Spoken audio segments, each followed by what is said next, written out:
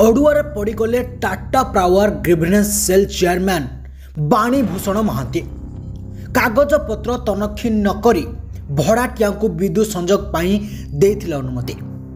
गृह मालिक यार विरोध करिबारु पुलिस उपस्थिति रे विद्युत संजोग करथिले अनुमोदन।